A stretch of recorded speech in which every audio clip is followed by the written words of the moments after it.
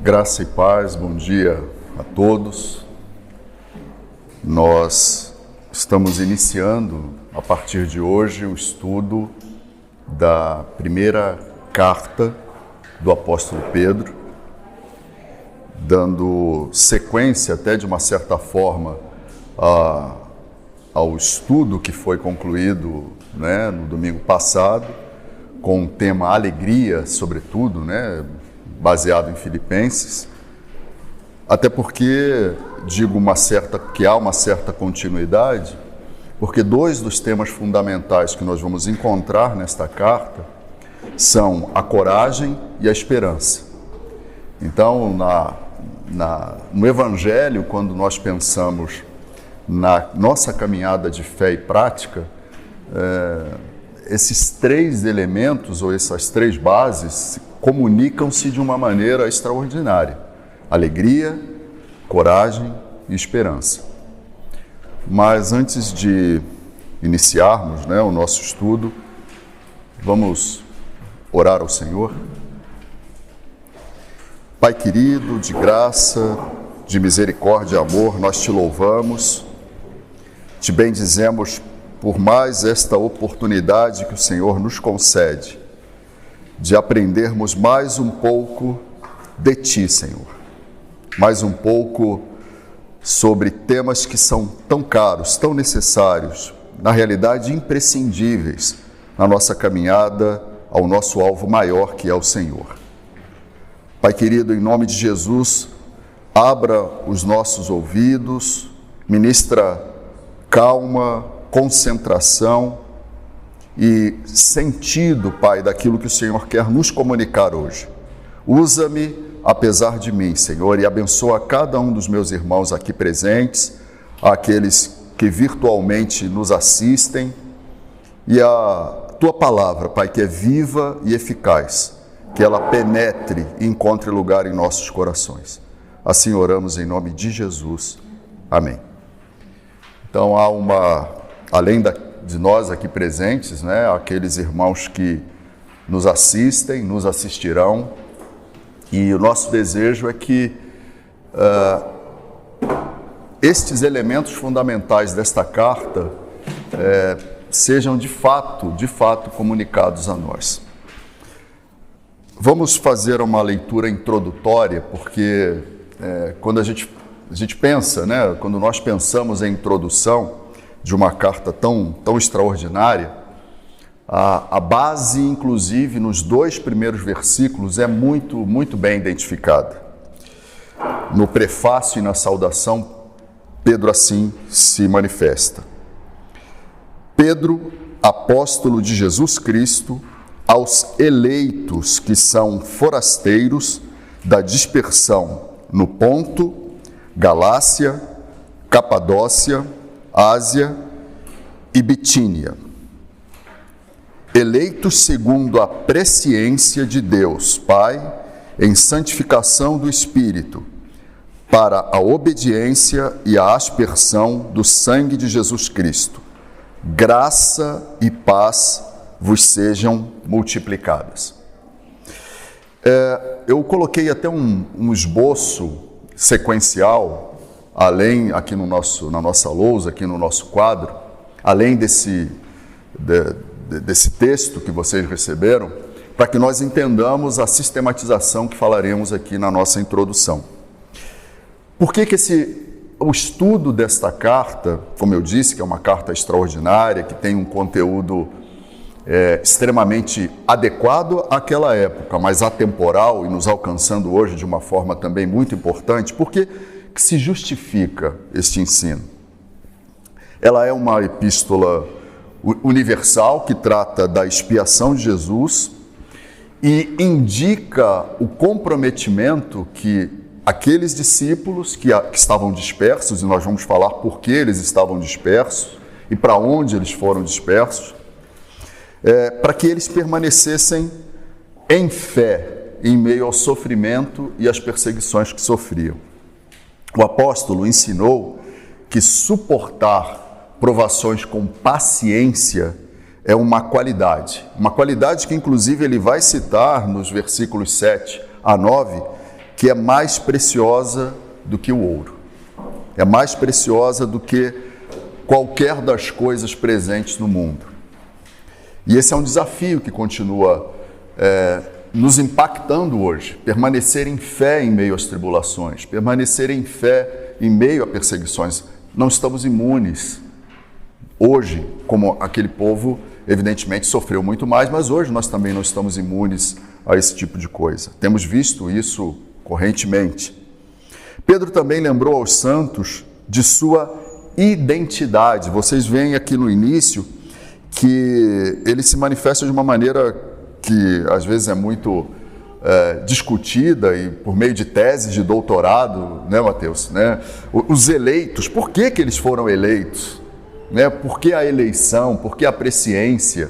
Né? Então ele se manifesta a eles como eleitos, geração eleita, sacerdócio real, geração santa, povo adquirido. Então toda essa sistematização qualificativa que ele dá ao povo tem uma razão lógica, uma essência fundamental, que é a expiação de Cristo, que é a motivação maior para nós hoje também. Por que Cristo fez isso? Por que ele, sendo 100% Deus e 100% homem, decidiu-se por pagar aquele alto preço para nós? Isso tem que nos motivar, isso tem que nos inquietar. Essa nossa resignação em relação às coisas do mundo precisa ser elevada a esse patamar maior do porquê dessa justificativa de Cristo em nosso favor. O reverendo Hernandes Dias Lopes, estudioso e escritor de todas as principais cartas, ele diz o seguinte sobre essa epístola: a primeira epístola de Pedro é uma fonte de consolo para os dias sombrios, um bálsamo do céu para os que caminham pelos vales escuros da vida e um tônico espiritual para os que sofrem injustiças e são fuzilados pelo vendaval da perseguição.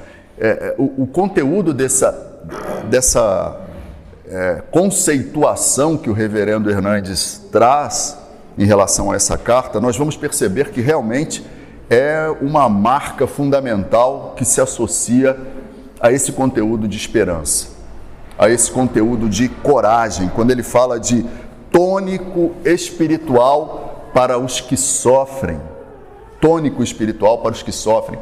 Nós temos visto, né, nos últimos dias, irmãos queridos, né, familiares, amigos, sofrendo, né, com as mazelas da pandemia, de diversas ordens, e não vamos dizer só para aqueles que de fato foram acometidos, não apenas para aqueles que perderam os seus entes queridos, mas para aqueles que foram levados à condição de desemprego, de miserabilidade.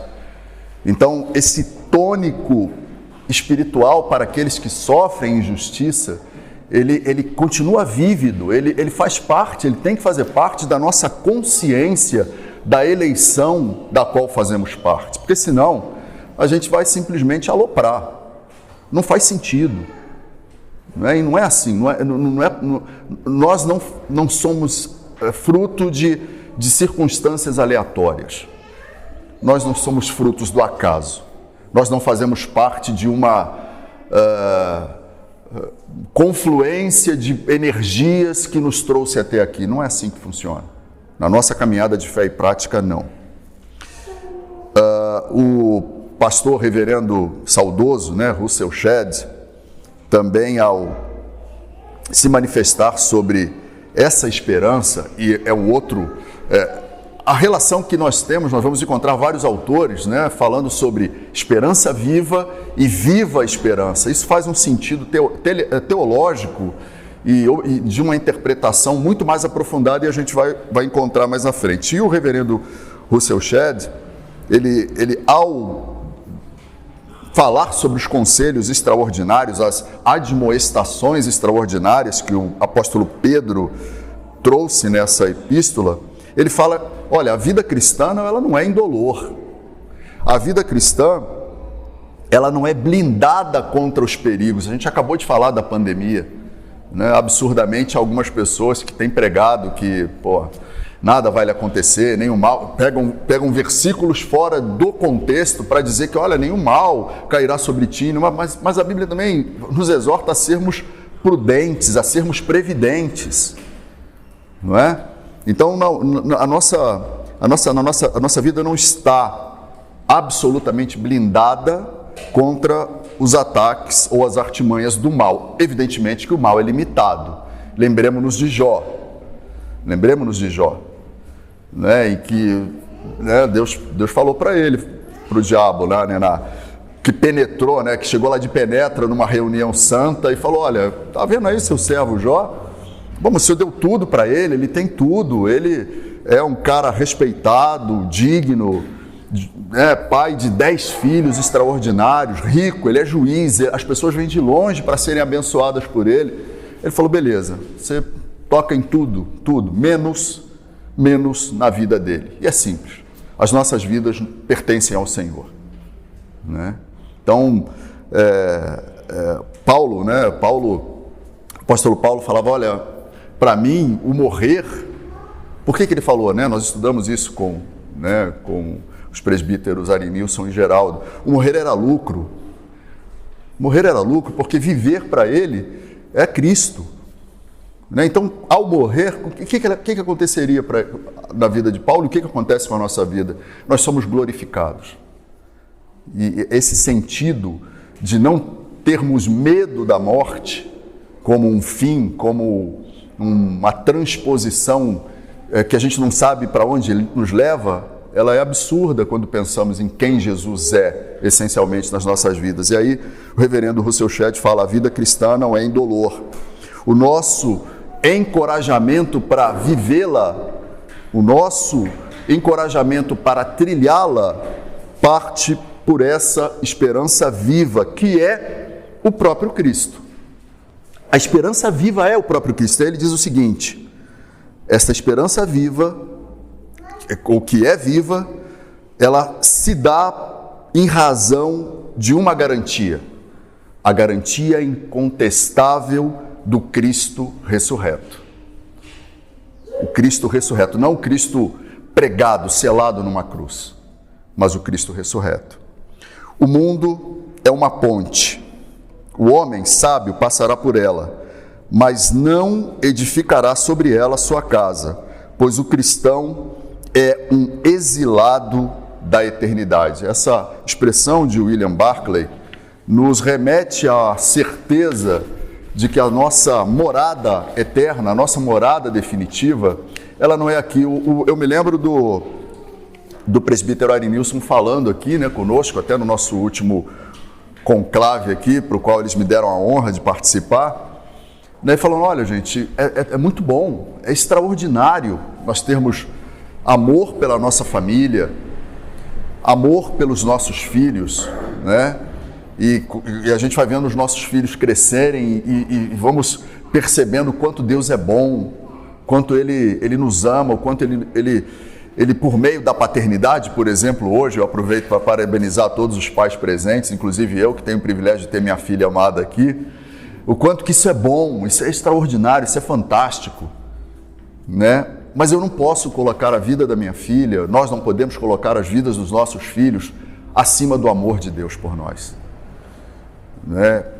Porque tudo isso vai passar. Eu não posso colocar o trabalho que eu amo tanto, ou que eu amava tanto, acima do cuidado que Deus tem por mim, do que Jesus fez por mim, porque foi um preço inimaginável. Então a nossa coragem para viver, a nossa esperança para viver acima, inclusive das coisas que a gente ama muito, precisam ser evidenciadas em todo o tempo. O autor Pedro, dessa epístola extraordinária, apóstolo de Jesus, ele era conhecido originariamente como Simeão ou Simão. A gente vê isso em 2 Pedro 1:1. Um pescador de Betsaida que vivia com sua esposa em Cafarnaum, ele tinha uma família, portanto, né? E aí a gente contextualiza isso. Deus falou: olha, a partir de hoje você não vai ser mais pescador, de peixes, você vai ser pescador de homens, e sobre a sua vida eu edificarei a igreja. Ele deve ter ficado doido, falou, quem é esse cara? Para onde eu vou? Mas eu vou. Essa decisão de ir, de seguir, do discipulado, também é um outro desafio que nos desperta a coragem. O cristão, ele não pode ser tímido, ele não pode ser frouxo nas suas decisões para o reino. A gente precisa ter essa convicção também. Por vezes a gente vai ser desafiado. Muitas vezes nós vamos ser desafiados a mantermos a postura como cristãos. E aí, o que a gente vai fazer? O Senhor o escolheu para portar as chaves do reino na terra. Nós vamos encontrar essa referência em Mateus 16, não é? E o seu nome foi modificado até em razão disso, né? A gente encontra no Guia para Estudo das Escrituras que esse nome, Pedro, é citado 210 vezes no Novo Testamento, enquanto que Paulo é citado 142 vezes. Então a gente pensa, não, Paulo, inclusive Paulo no início da sua caminhada, ele falou, eu sou o maior dos apóstolos, e depois ele falou, eu sou o pior dos pecadores, né? E quando ele termina a sua jornada de fé. Mas Paulo, ele realmente podia fazer isso. Ele, num mundo absolutamente multilingüe, Paulo dominava a maioria das línguas. Ele dominava a maior parte. Ele conhecia de filosofia, de ciências exatas, de política, de estratégias de guerra, tanto que ele foi um dos maiores perseguidores, né, dos judeus, depois cristãos também. E o Senhor escolheu Pedro, iletrado. Não iletrado analfabeto, mas iletrado porque ele não fora formado no contexto rabínico, né, do judaísmo. Então as pessoas, não, esse cara pescador, o que é ele? Não, mas a gente não pode desconsiderar a sua caminhada de treinamento com Jesus por 3 anos e meio. Ele andou com Jesus 3 anos e meio. Ele tinha uma personalidade forte, marcante, uma capacidade de liderança ímpar, né? Tanto que nos momentos da sua... os 2 dos momentos das suas 3 negações a Jesus, ele estava em posição de confronto, de combate, de desafio. Não é só na outra que ele estava escondidinho entre os outros e saiu de fininho, correndo quando as pessoas o identificaram. Mas Pedro, ele demonstrou esse crescimento de um simples pescador para um extraordinário apóstolo. E a rigor, todos nós somos pescadores. O ide e pregai não é apenas para os missionários que estão nas áreas mais inóspitas do nosso Brasil, dos que se encontram nas Áfricas, na Ásia, né? Não são, eles são comissionados, são enviados, mas nós também, de alguma maneira, nós também estamos em missão, de alguma maneira nós também, com o nosso testemunho, com o nosso agir, com o nosso falar, também somos pescadores e podemos nos transformar em instrumentos vivos nas mãos do Senhor. Por isso temos que ter coragem, ou para isso temos que ter coragem. Esta carta, né, eu já estou ali no quando, né, dando uma sequência mais ou menos lógica àquilo que está proposto. Quando ela foi escrita? Essa carta foi escrita aproximadamente entre 61 a 64 depois de Cristo. Há uma referência interessante que fala, quando ele diz que escreveu, né, de Babilônia, porque naquela época a perseguição era muito significativa e pelo menos há 3 referências históricas de cidades que possuíam o nome Babilônia. 3 referências. Sendo a mais relevante delas, Roma era chamada, né, pelo seu contexto espiritual, político e social, Roma também era chamada de Babilônia. É muito mais provável, segundo um certo consenso entre os historiadores, Eusébio, sobretudo, que foi o que mais proximamente estudou sobre as cartas de Pedro, que Babilônia, a qual Pedro se refere, seja Roma. Porque, inclusive, ele usa uma estratégia para confundir os perseguidores, para que não soubessem exatamente onde ele se encontrava. Né? Então, é muito provável, a gente encontra isso em 1 Pedro 5,13, né? Quando ele fala que quando há a inferência dessa possível referência simbólica de Babilônia sendo Roma. Em geral, aceita-se também, né, que pouco depois de 64, né, Pedro tenha morrido durante o reinado de Nero, até em razão de ter escrito essas cartas. Quando a perseguição, inclusive, dos cristãos aumentou significativamente. Para quem ela foi escrita? Bom, a resposta também encontra-se, como a gente leu no versículo 1, né? Aos eleitos que são forasteiros da dispersão no Ponto, Galácia, Capadócia, Ásia e Bitínia. Essa região, ela hoje é a Turquia, né? Eram cidades consideradas pertencentes à Ásia Menor. A maioria desses cristãos, eles eram ou judeus ou gentios convertidos, né? Então, eles foram dispersos em razão dessas perseguições. A gente encontra, nós vamos falar sobre isso mais à frente, no capítulo 2 e no capítulo 4, isso está muito claro. Embora a maioria fosse formada por cristãos hebreus, fossem hebreus. O apóstolo Paulo, interessante, por que Pedro se dirige a essa região da Ásia Menor? Porque foi a única região que Paulo, na sua primeira viagem missionária à Ásia, não conseguiu alcançar. Então, parece até que houve um estudo, vamos dizer assim, um planejamento estratégico, Mateus, para que ele falou, olha, essa região, esse pessoal se dispersou para lá, Paulo não deixou nenhuma igreja, como ele fez em Filipos, né? E Timóteo não pôde ser enviado para lá, e aí Pedro falando, então essas cartas as minhas cartas vão ter que chegar para essas pessoas, para encorajá-las, para motivá-las, né, para que elas não se quedem ante as perseguições. E aí é muito importante, né, para aqueles que acompanharam o estudo de Filipenses, a gente pensar que essas regiões, embora razoavelmente próximas, elas não eram alcançadas, ou não podiam ser alcançadas como a gente faz hoje, né? Não havia sistema de correio, né? Não havia sistema de telégrafo, estou falando de coisas mais antigas, né? Mais apropriadas, inclusive, à minha idade, né? Não havia fax, né? Virtual, encaminhamento virtual impossível, então eles iam caminhando a cavalo, trocando de mensageiros, inclusive, para que essas regiões fossem alcançadas. Então, não era um processo fácil, considerando ainda que eles estavam dispersos por todas essas regiões, por todas essas cidades, né? E a distância entre elas era mais ou menos de 100 a 200 quilômetros, no mínimo.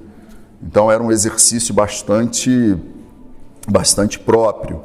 Por exemplo, Ponto, a cidade de Ponto e Bitínia, ficavam na costa do Mar Negro, eram as cidades mais próximas, né, do Mar Negro, né, numa região litorânea. E por que essas duas cidades são nomeadas separadamente, embora tenham sido unificadas numa só província? Porque é provável que Pedro tenha começado por Ponto, porque essa unificação e o domínio romano sobre Bitínia só se deu depois que essas cartas chegaram. Então ele parece que era avisado, né, quando o exército romano estava chegando e o povo tinha que fugir. Então os que fugiam de Ponto iam para Bitínia, não foram alcançados, e ele foi para lá, começou em Ponto e terminou em Bitínia. Uma outra coisa, Silvano, que vai ser citado também mais à frente, era um fiel companheiro e outro mensageiro que liderava os outros mensageiros. Então ele recebia essas cartas e as encaminhava. Então havia uma certa logística, havia uma certa comunicação entre aqueles que faziam as distribuições. Bom, de uma maneira um pouco mais, digamos, teológica ou eclesiástica, né? Qual o propósito dessa carta? E quando a gente pensa em qual o propósito dessa carta, nós precisamos pensar no propósito, como nós falamos no início, para aqueles irmãos e no propósito para nós hoje. Como a gente, né, deu o tom, vamos dizer assim, do binômio, né, coragem e esperança, nós temos que pensar no porquê, ou melhor, para que a preocupação com esse contexto desses aspectos transcendentes. Então, Pedro, ele, ao longo da carta, ele estabelece 3 bases fundamentais. Quais são? Ele informa sobre a esperança viva. É o primeiro ponto. E essa esperança viva, como nós já falamos, é Cristo. Essa esperança viva é Cristo. E que, a partir dele, a graça e a paz, até porque no início nós vamos observar que ele faz uma citação do sangue de Jesus Cristo, graça e paz vos sejam multiplicadas. Graça e paz vos sejam multiplicadas. Então, ele faz uma exortação ao nosso caminho, ao nosso desenvolvimento em santidade, em comprometimento com o Senhor, mas sob a graça e a paz. Dos nossos estudos passados também, né, nós analisamos, né, no livro de Filipenses sobre o significado da paz que excede todo o entendimento. Uma das reflexões que a gente extrai, que se comunica com essa carta, é exatamente que paz que excede todo entendimento, ela não é circunstancial. Paz que excede todo entendimento, ela não precisa de bases econômicas, não precisa de bases políticas, ou ela não se limita a essas bases, ou ela não é dependente, como infelizmente a gente tem visto em alguns tipos de encaminhamentos, né, entre aspas, religiosos, porque paz que excede entendimento, ela foi conquistada a partir da paz e da graça que decorrem de quem? Da esperança viva. É uma relação lógica, é uma relação indissociável, é uma relação que a gente pode chamar de sine qua non, sem as quais a gente não evolui, sem as quais a gente não experimenta algo que para o mundo é loucura. Está tudo errado. Está tudo errado. Olha, morreu mais um parente meu essa semana. O chefe disse que o pessoal vai continuar trabalhando em home office e 50% vão embora. Eu sou o primeiro da lista. Mas a paz que excede entendimento está comigo. É assim que funciona no mundo? Não, não é assim que funciona no mundo. Não é assim. Uma outra base importante, um outro tema, em meio a essas dores e desafios, para aquele povo perseguido e para nós hoje, é que ele nos exorta à vida de esperança apesar das lutas e das tribulações. Nós vamos encontrar isso nos capítulos 2, 3, 4, repetidamente. Repetidamente. Ele vai nos convidar a submissão às autoridades. Ele vai nos convidar a sermos armados com resistência santa, glorificando ao Senhor em todas as circunstâncias. Conforme Paulo afirmou, em tudo, absolutamente tudo, dai graças.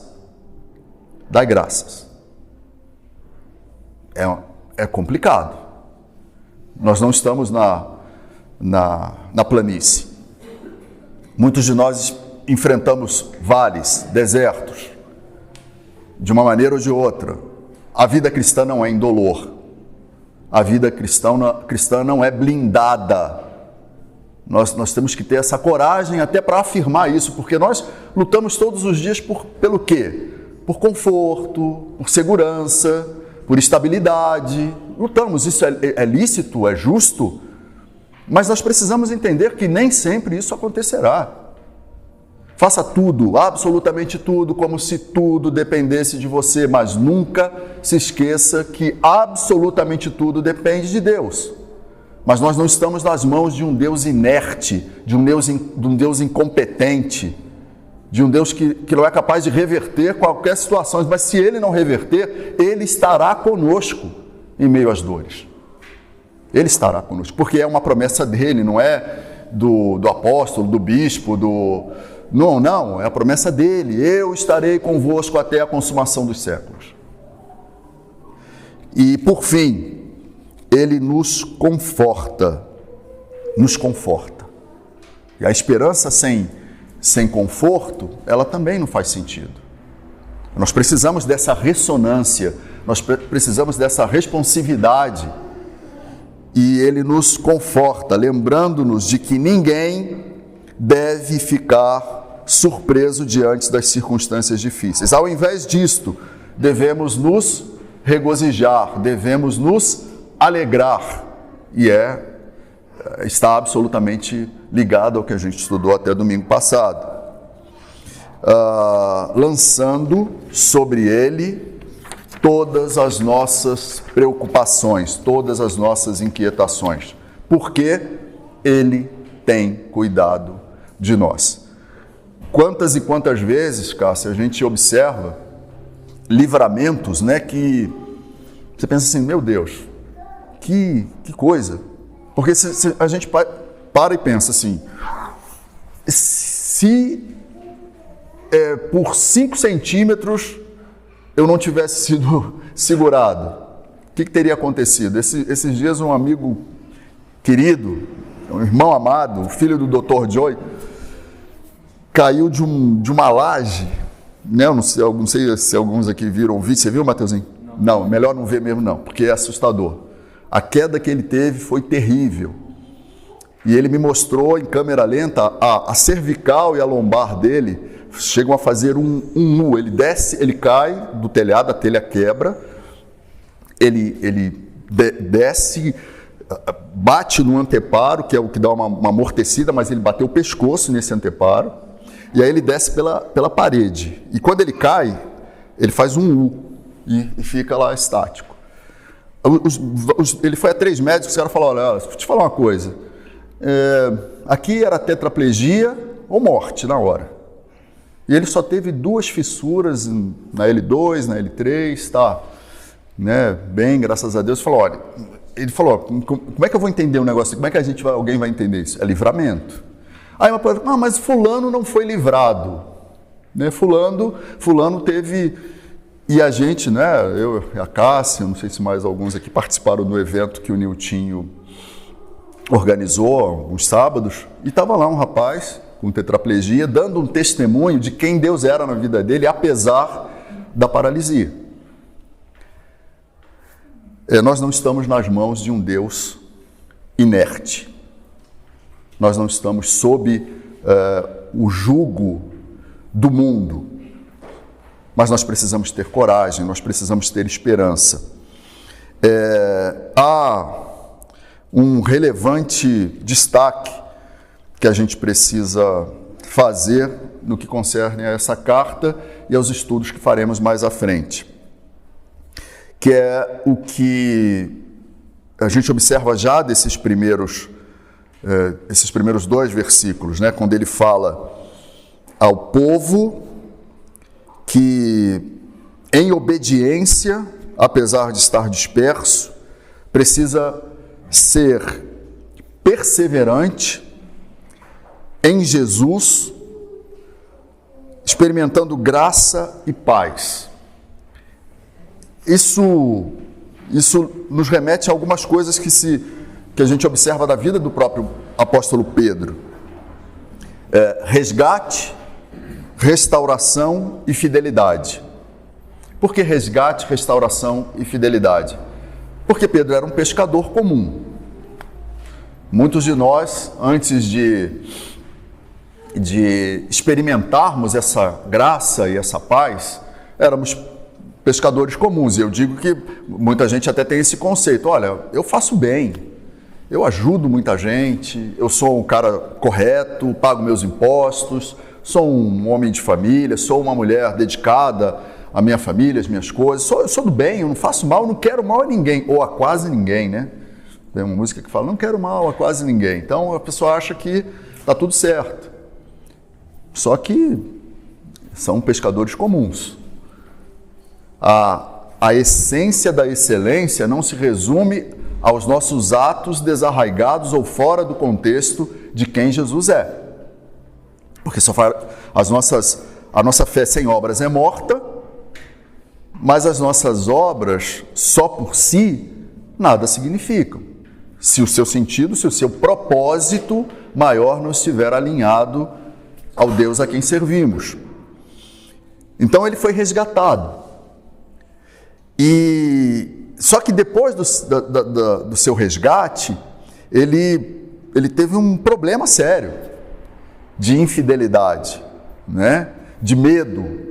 E falou, não conheço esse cara aí não, nunca andei com ele, tá fora, né? Mas só que aí ele foi restaurado. Jesus, ao ressuscitar, falou, não, chama o Pedro aí, pô. Pedro, vem cá. E o Pedro, meu Deus, esse cara é doido, só pode ser doido. Né? Ele ressuscita e ele quer falar comigo, e ele é restaurado. E assim também acontece conosco. Quantas e quantas vezes nós precisamos dessa restauração? Precisamos nos submeter a essa restauração. Retornar ao primeiro amor, porque foi o que aconteceu com Pedro. E também, a fidelidade. Pedro, ao final, ele morreu crucificado, mas ele falou, olha, eu não sou digno de ser crucificado como Cristo foi. E ele foi crucificado de cabeça para baixo. Né? E a sua fidelidade, a permanência nos propósitos, nos desígnios que Deus estabeleceu para a vida dele, marcaram e continuam nos marcando até hoje. Porque ele cumpriu em obediência e amor aquilo que lhe estava proposto. Então, submissão é uma outra palavra-chave, né? Que não é um sentimento muito popular hoje. Né? A gente tem muito mais direitos, né? A gente quer sempre evidenciar os nossos direitos, nos esquecendo dos nossos deveres. Um dos deveres importantes como cristãos que a gente precisa ter é o de amar a Deus sobre todas as coisas. É de vivermos segundo o contexto do seu amor incondicional. E nos lembrarmos que o fracasso do passado não são capazes de anular os planos de Deus para as nossas vidas. Às vezes, a nossa incapacidade de nos perdoarmos ou de nos auto-perdoarmos impede a experimentação do cumprimento dos planos de Deus para nós. A gente precisa aprender a fazer isso. Até porque, sinceramente, eu acho que é muita incompetência da nossa parte, ou não sei se incompetência é o termo correto, porque a palavra de Deus fala, olha, se eu te perdoei, Deus, olha, eu te perdoei, acabou. Dos teus pecados não mais me lembrarei. Não mais me lembrarei. E a gente, de repente, não consegue fazer isso. Então, esse é um outro contexto interessante, porque Pedro falou, olha, ok, pequei, mas estou restaurado, estou regenerado e vou cumprir a missão. Vou embora, vamos para frente. E ele foi. Esta linha da escolha, da presciência, né, da santificação, de quem nós somos, de onde viemos e para onde iremos, ela é assim, citada no livro, né, do reverendo Hernandes Dias Lopes de uma maneira assim, muito bacana, muito interessante. Ele até nessa linha, inclusive, do perdão, ele fala, olha, não fomos escolhidos porque cremos em Cristo. Cremos em Cristo porque fomos escolhidos. Não fomos escolhidos porque éramos santos, mas para sermos santos. Não fomos escolhidos porque praticávamos boas obras, mas para as boas obras. E essa é uma referência de Efésios 2:10. A eleição divina é eterna e também incondicional. Ela é eterna e também incondicional.